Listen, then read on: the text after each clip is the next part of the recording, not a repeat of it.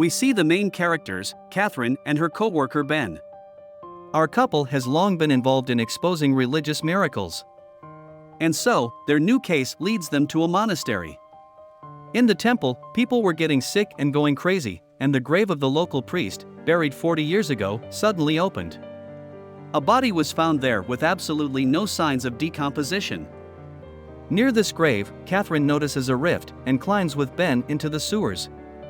There they find a blood-like liquid coming from the hatches on the ceiling. When our heroes climb into the manhole, they discover a warehouse of toxic waste.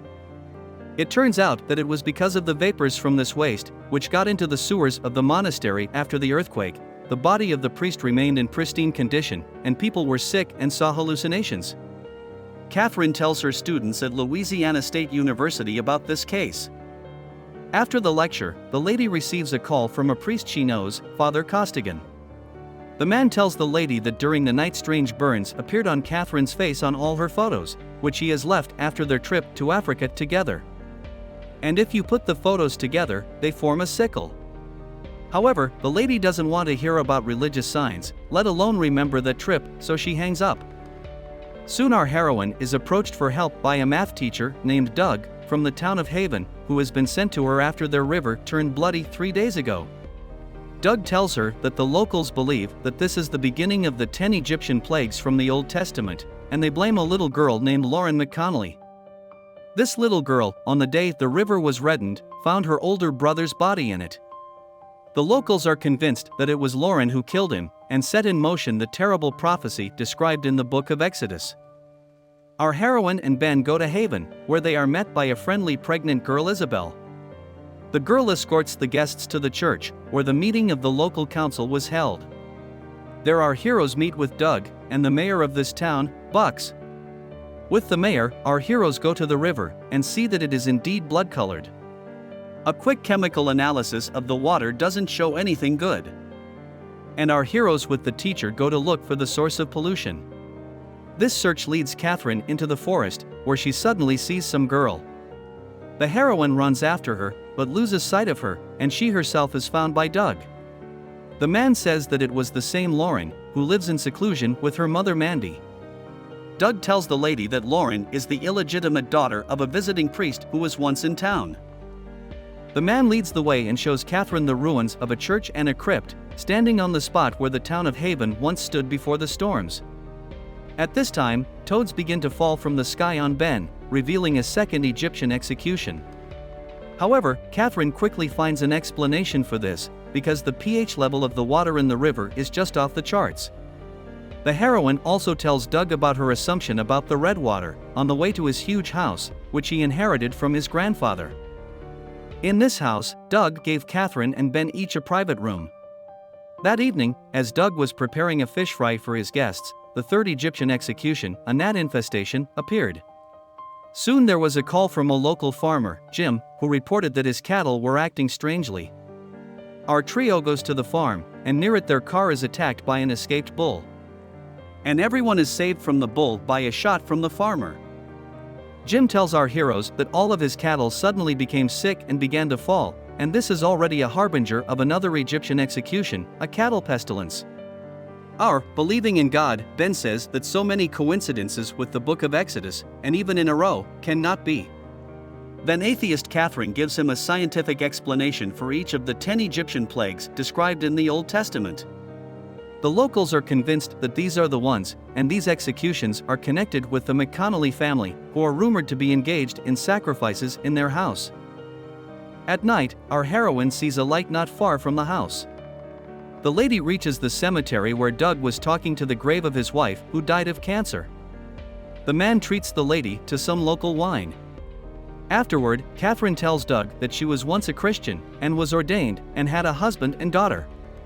But during their missionary trip to Sudan, there was a drought and the visiting white people were accused of causing it. Whereupon a local shaman killed her entire family to sacrifice them.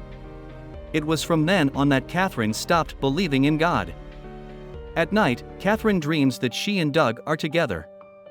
And later another dream where she finds herself in Africa, where she again experiences the death of her husband and daughter at the hands of a shaman. Waking up in the middle of the night, the lady goes to the kitchen and notices traces of blood and sand on her feet. In the morning, Catherine goes to the McConnell house and finds a secret room with the symbol Father Costigan told her about on the phone. Here Catherine is caught by a silent Lauren, with traces of blood on her feet. Our heroine tries to wipe them off, after which she sees fragments of Lauren's brother's death and the girl herself standing in the river. The girl's terrified mother, Mandy, shows up. The woman asks if Catherine is trying to kill her daughter. And when asked about her son's death, the woman starts talking about not being able to save him in time. At this time, Ben and Doug attend a town meeting where they see that all the local children have lice. The locals say that this also coincides with the executions from the Book of Exodus, and are convinced that the McConnell family is to blame for all their woes, as they perform terrible rituals. The men meet Catherine at the morgue to examine the body of Lauren's older brother. They see that the corpse looks dried out, as if it's over a year old, and they discover a carved symbol in the shape of a sickle on his lower back. Soon the results of the examination of the river water arrive, which shows that it is indeed human blood. At this time, the locals are about to drive to McConnell's house to execute the girl's trial. Catherine is desperate, and calls Father Costigan, who has been waiting for the call. The man, as it turns out, has been studying the symbol in the photos all this time. Costigan learned that the symbol belongs to the members of an ancient sect, who put such marks on the firstborn, and left them alive to continue the family. The second children were to be sacrificed when they reached puberty until a child created in Satan's image was born among them. That child was Lauren McConnell. It turns out that the Egyptian executions are directed at the inhabitants of the town not by God, but by Satan himself to protect the girl. According to prophecy, only an angel can oppose this sect, and Costigan believes that the angel is Catherine, as she was once ordained as a priest. After that, a fire breaks out in his church, in which the priest dies. Meanwhile, Ben and Doug arrive at the town meeting. There they see that the bodies and faces of the particularly pious townspeople are covered with sores and boils, which means another Egyptian execution. The rest of the townspeople go to the McConnell house, but Catherine arrives there before anyone else. The lady enters the door with the sickle symbol and sees Lauren's cage there, and next to it the place where ritual sacrifices were performed. The girl's mother was also hiding there, who tells Catherine that she failed and then shoots herself. At this point, armed townspeople arrive at the house with Ben and Doug. Suddenly another Egyptian execution, an invasion of locusts, descends on the area. However, one of the townspeople intends to shoot the girl, so Lauren aims the entire swarm of these insects at the uninvited guests at once. Catherine runs into the house, Doug hides in the bloody river, and Ben takes refuge in the crypt of the church ruins. After that, the insects fly away. Ben decides to investigate his hideout and finds the bones of the second children of the cult members, which he informs his co-worker. Ben then sees Lauren outside the door. Our heroine runs to the crypt and finds Ben already dead. Soon Doug comes there, and the girl tells him to stay here, and she herself, armed with a knife, goes to stop the girl. When they come face to face with her, the penultimate execution, the Egyptian darkness, is at hand. At this point, Catherine attacks the girl, but still doubts her guilt. Then Lauren touches the heroine and shows how she was going to be sacrificed in the basement of her house. The girl managed to escape and run to the river where her brother tried to kill her. But the stab wound immediately healed, the brother instantly stiffened and dried up, and the river filled with blood. Why is that? Because Lauren was the angel from the prophecy who could destroy the sect. The sect itself, as it turns out, has taken over the entire city of Haven, which has long been inhabited only by firstborns. Such as Doug, who killed Ben in the crypt, and who is currently the leader of the sect. After all, it was his family that once blamed God for the hurricane that tore down Old Haven. It was his family that involved the whole town in Satan worship. And it was he who specifically invited Catherine here as someone who was once ordained, and therefore capable of killing an angel.